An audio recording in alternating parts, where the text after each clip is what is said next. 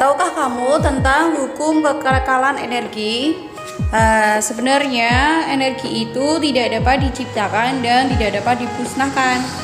Nah, untuk menghasilkan energi listrik karena tidak bisa diciptakan maupun dimusnahkan, maka kita mengubah energi yang ada di alam menjadi energi listrik. Seperti itu.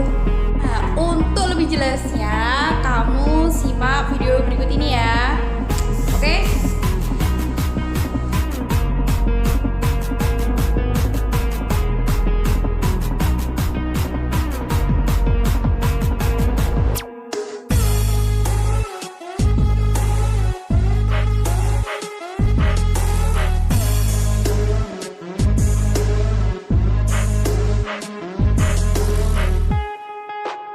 Bendungan ini berfungsi untuk menaikkan permukaan air, sehingga air yang turun nantinya akan membentuk aliran yang sangat deras. Nah, seperti gambar ini ya. Nah, aliran air ini kemudian dialirkan melalui beberapa pipa. Nantinya air yang melalui intake air atau pintu air itu akan mengalir deras dan disalurkan ke pipa, atau seperti model kanal air.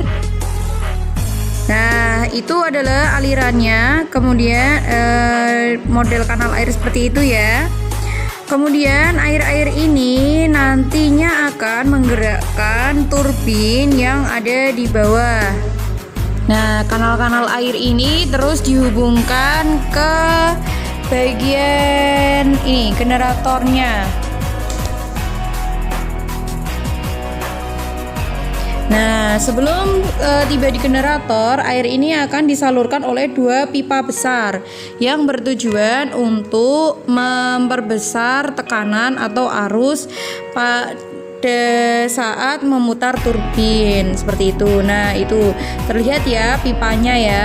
Nah, itu adalah dua pipa besar yang nantinya akan menggerakkan turbin-turbin. Nah, turbin-turbin yang bergerak nantinya, nah itu ya, di dalam pipa ini tekanan air akan mengalami kenaikan sehingga dapat menggerakkan turbin dengan cepat.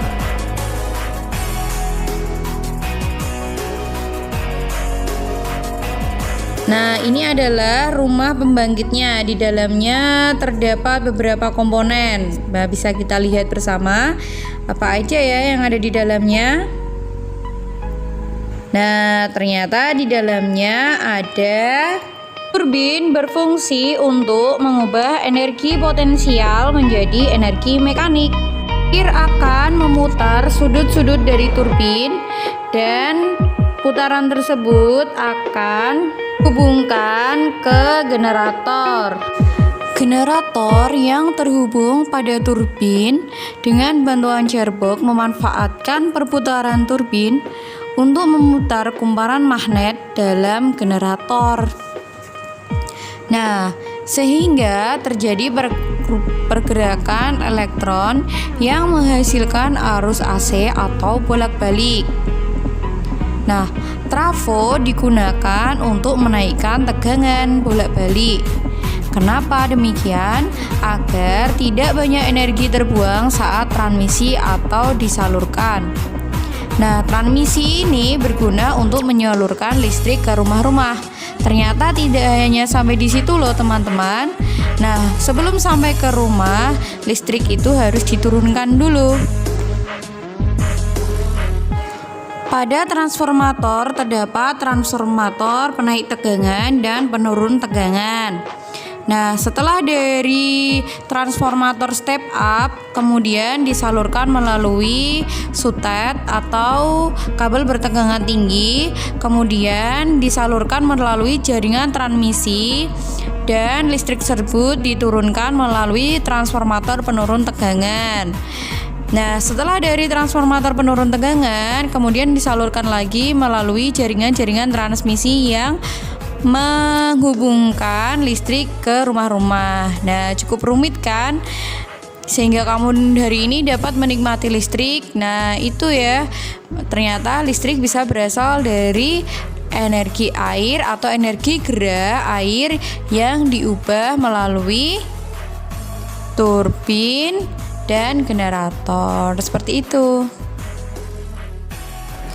Nah, untuk mendapatkan energi listrik ternyata susah kan? Oleh sebab itu kita harus menghemat penggunaan energi listrik ya. Coba simak halaman 4445. Nah, itu ada infografis cara menghemat listrik di rumah.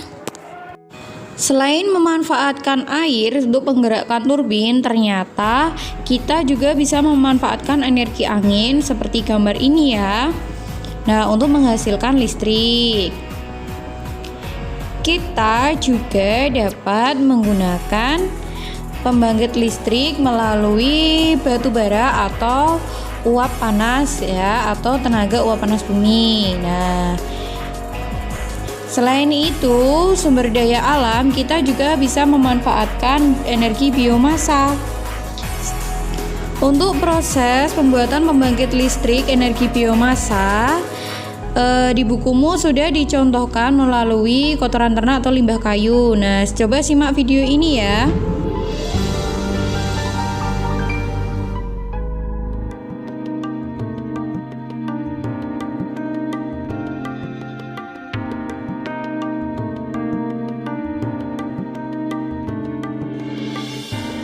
Langkah nyata dalam pemanfaatan energi terbarukan telah dijalankan oleh perusahaan listrik negara PLN.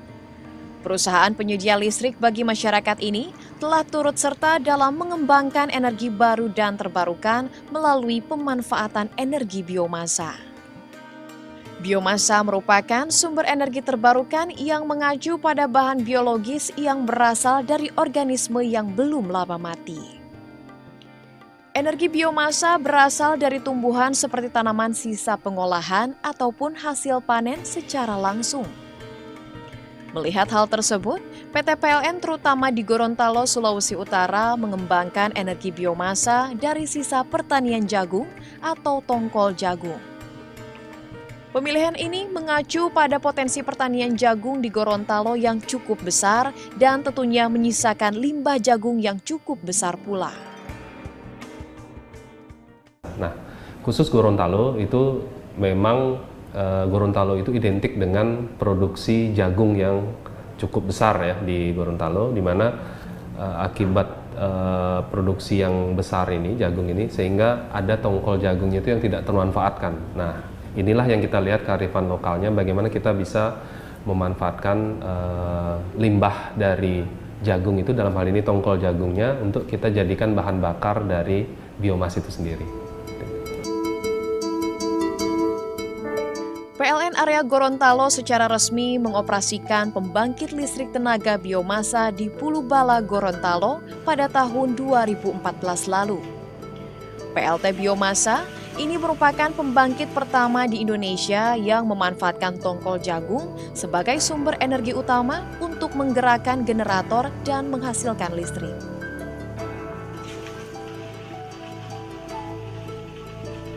Pembangkit berkapasitas 500 kW ini didesain untuk membantu beban puncak pemakaian listrik di Gorontalo. Meskipun kapasitasnya masih cukup kecil, kehadiran pembangkit ini menjadi warna baru pembangkit listrik tenaga biomasa di Indonesia. Khusus PLT biomas yang ada di Pulubala ini memang difokuskan untuk bukan untuk melistriki di suatu wilayah tertentu, tapi karena adanya di sebuah sistem kelistrikan yang besar, kita gunakan dia untuk mengalirkan listrik ke sistem ketenaga listrikan yang besar ini. Jadi otomatis dia akan melayani sebesar daya mampunya, misalnya dalam hal ini 500 kW, dan dia masuk ke sistem, dan itu nanti akan didistribusikan ke seluruh jaringan listrik yang ada di seluruh Provinsi Gorontalo. Dalam sekali produksinya, PLT Biomasa Pulubala ini memerlukan 2,5 ton tongkol jagung untuk 5 jam produksi pada beban puncak, sekitar pukul 6 sore sampai 10 malam. Dan dalam setahun, kurang lebih 1.000 ton tongkol jagung diperlukan PLT biomasa ini untuk memproduksi listrik. Dengan tingginya pemanfaatan tongkol jagung, tentu akan berimbas pada kesejahteraan petani jagung. Tongkol jagung yang biasanya dibuang oleh petani, kini dibeli oleh PLN.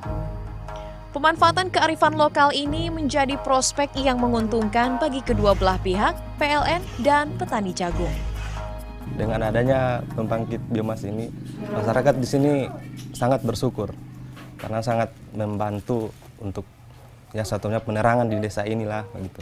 Alhamdulillah dengan keadaan bonggol jagung yang dulunya dibuang-buang atau dibakar-bakar saja, ya sekarang dengan adanya PLTB biomas bisa dimanfaatkan, boleh dinamakannya untuk penambahan sehari-hari lah untuk keluarga. Untuk satu karung begini hasilnya bonggol jagung itu sekitar 30 kilo. Kalau dibeli sekarung 10.000, di harga 10.000. Menurut Koordinator PLT Biomasa Miftahul Fujianam, untuk memproduksi listrik di PLT Biomasa ini melalui 3 fase utama. Fase bahan baku, fase gasifikasi, dan fase listrik. Jadi kita mendapat tongkol jagung dari petani dalam kondisi kering. Tongkol jagung disimpan di dalam gudang penyimpanan sebelum proses gasifikasi.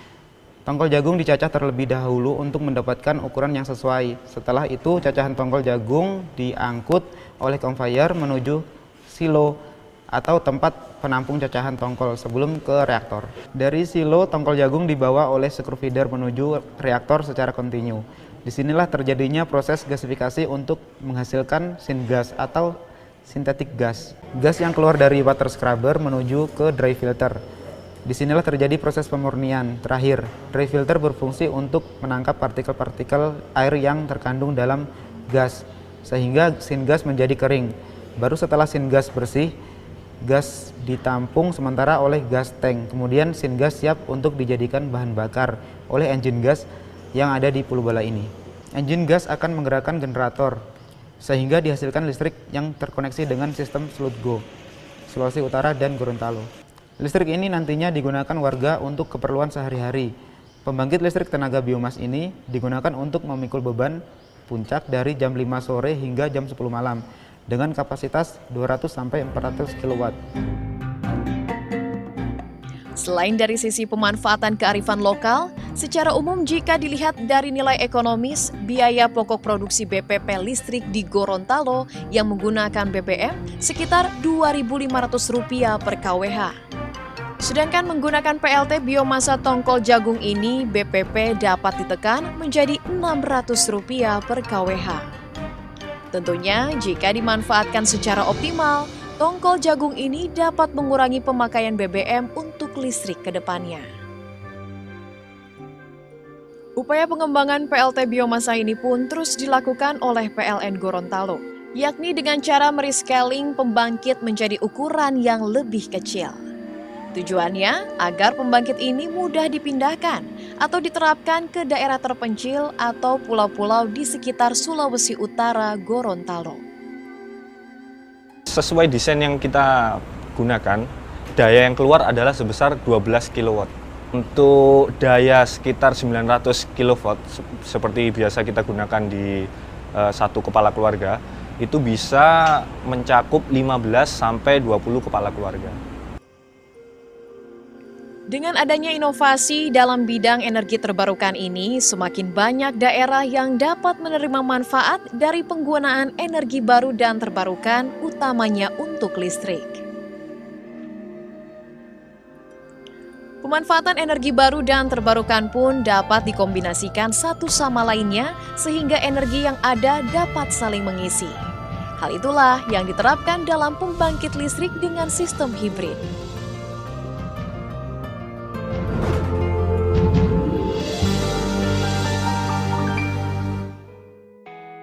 Bagaimana bisa dipahami kan tentang pembahasan kita kali ini?